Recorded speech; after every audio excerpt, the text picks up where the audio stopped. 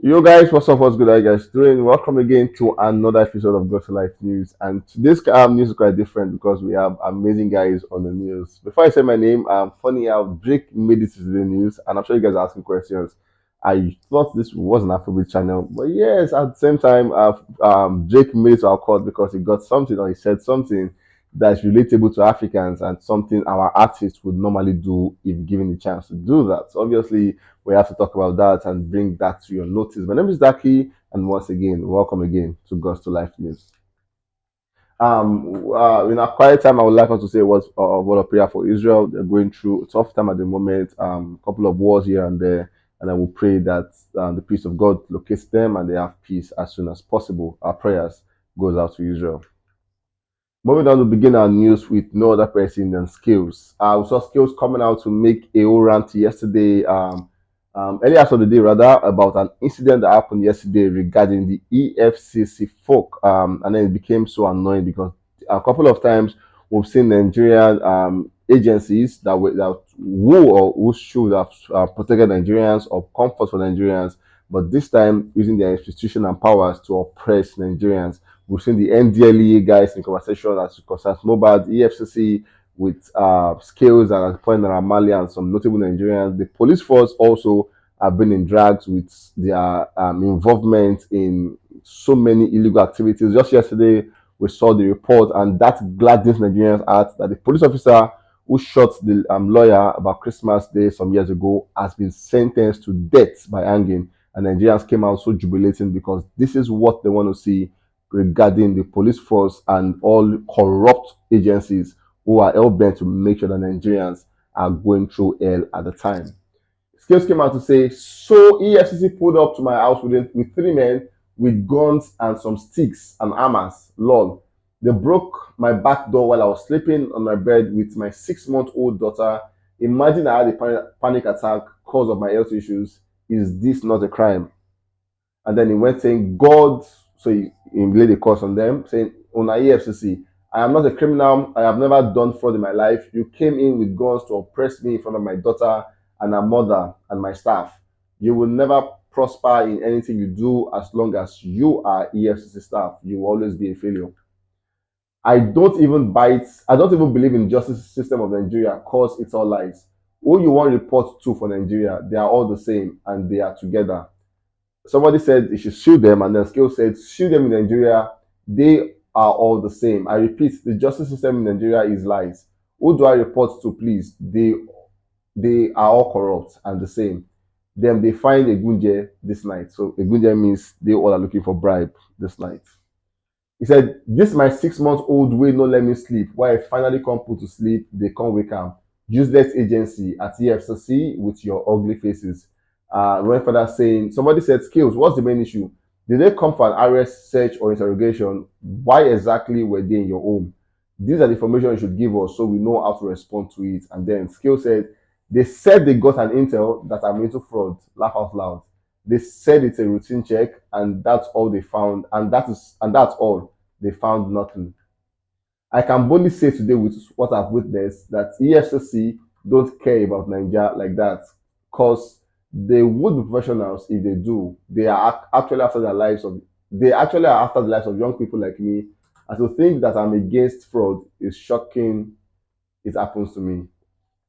So you guys now carry out routine check on folks. Now una staff talk am. For all you made my family go through this night, my newborn and her mom, I hate you at EFCC. You will fail in whatever the works of your hand do. Success will never be yours. I pray always. I will always speak against you. There is nothing anyone can tell me again. EFCC is a criminal organization. You better come pay for my properties that you have destroyed. Stupid people. I just use the F word, got back from an event, tried to put my daughter to sleep, then you wake me up to nonsense. Una papa. I can't even remember the last time I was this angry and scared in my life. EFCC, I hate you with everything in my spirit and soul. I will always be against this organization from now henceforth. Somebody said, hope you have video evidences. The official page will soon start debunking and whitewashing the process. And then Scale said, I don't, but my whole estate can't be lying. Scales came out to say again, imagine these useless EFCC people telling me, you know how many artists I don't put for jail. And then he went on again to say Una Papa EFCC using the F word. And then he showed evidence of how he said they hit my producer with a stick on his leg. Imagine Una Father, you guys are criminal organizations. It's sad the kind of power you are giving, and that's why you're abusing it. And then in Yoruba, saying like you guys would not die properly. And then he went further saying, Una no go rest today. As I can't report to no one, cause this Nigeria, nothing will happen again. Nothing will happen. Una go collect from here. For the last time, Una Papa, EFCC. You guys are the real scammers, fraudster, corrupt organization. I was just threatening it. I was just threatening it for speaking out now, and then Scale said, I can never forget the look on my daughter's face and how scared she looks. Una the mad EFCC, Una Papa. So Scales is coming out to say, even after this ranting, he currently is being threatening. People are actually after his life for speaking out against the EFCC, and that is not what we expect to see at this point in Nigeria. This is sad and one of the saddest things you can ever see when you wake up. And for a country like this, who has spent so many years after independence, we shouldn't go back to slavery again in the hands of an agency called the EFCC. Moving on, we have Davido as the next guy on the news. We saw for a show called the United Masters Select. It's an independence program, and Davido is set to perform there alongside a million other guys from Steve Stout to Davido to Tokisha to LVRN, Elliot Wilson, I'm into other guys, but just so you know, Davido is one of the guys who will grace the stage for the Independence Day for or event celebration for the United Master Select CON. Davido's field is currently charting on Germany, Italy, UK, France, Canada, and Cyprus top tracks on YouTube. At the same time, for the New Zealand Shazam, Davido's Unavailable is currently on number 57. Recall that just over the weekend on Friday, Davido had a show in New Zealand where he brought out Israel Adesanya as against the show was supposed to have in Warri, and they had to go to New Zealand for the show. And the result of that show is coming out because these guys are currently Shazaming his song rapidly.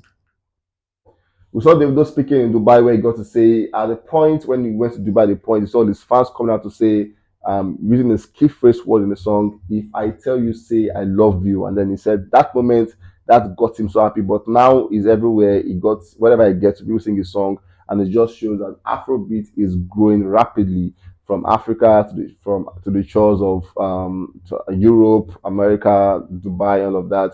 People are going there to vibe to Afrobeats, and Davido is saying he's proud and happy to be in the game. At the same time, he spoke about how he used the Emirates airline to get to Dubai simply because, according to Davido, he loves using the Emirates. Moving on, we have Rema as the next guy on the news. We saw Rema for the Billboard. Rema still remains, as we speak, at number 10. Doja Cat with Paint the Town Red is number 1. We have Snooze as number 2. Creel Summer number 3. Fast Cars number 4. 3D number 5. I Remember Everything number 6. Last Night Morgan Wallen at 7. 8 Fukumi. 9 Vampire with Olivia Rodrigo. And then number 10, we have Calm Down with Rema and Selena Gomez. Victony Soweto at the time featuring Rema and Tempo with Don Toliver have just surpassed 40 million views on YouTube, and at the same time, Calm Down rise to a new peak of 32 on this week's Singles Top 200 in France. It peaked at number 2 and currently on 32. It has also spent 79 weeks on the charts. Rema, Rib and Roses dropped to 70 on this week's Snap album charts, and obviously it has also spent 79 weeks on the charts too. Victony Soweto featuring Rema Don Toliver at the time have just surpassed 70 million streams on Spotify. On YouTube, 40 million. On Spotify, 70 million. It is an amazing one for Victony, Rema, Tempo, and all the guys on that project. I also Kaid come now to make a shocking revelation where he said at the point in his career before he blew up, he said he tested and begged Rema with all emotions and prayers in him to show his videos to Don Jazzy. Kaid came out to say at the time he believes that him and Rema were on the same song and they were doing the same thingy, and he wanted Rema to have shown Don Jazzy his work. So maybe Don Jazzy could have signed him at the time, but then he said Rema never saw the messages. And then Kai went on to say if he had done that, he was prepared to give Rema his first 1 million naira if he did all of that. Moving on, we have Ruga as the next guy on the news. We saw Ruga coming out. A very captivating caption on what they said. By the skin of his teeth, Ruga escaped the beginning of war in Israel. Last week, we were sure that Ruga had a show in Israel where he went to perform, and just after the show and all of that, not days after that, we saw where the war in Israel began. And for some reasons, Ruga was grateful and happy that it didn't meet him at the time in Israel. We saw where he came out to say being shown love all the way in Israel is rare, and I'm really grateful for it. I've received more love, respect, and recognition outside my country, and I have made peace with that. I am so happy to be back on the road, doing what I love, seeing the people that I love, and giving them back my love and dedication. I pray God continues to give me strength and success to keep making them naysayers mad.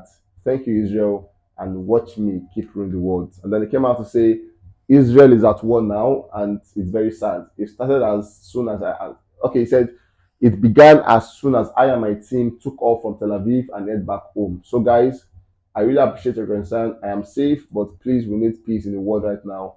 We don't want innocent people dying. We just want to live and love. Prayers for Israel.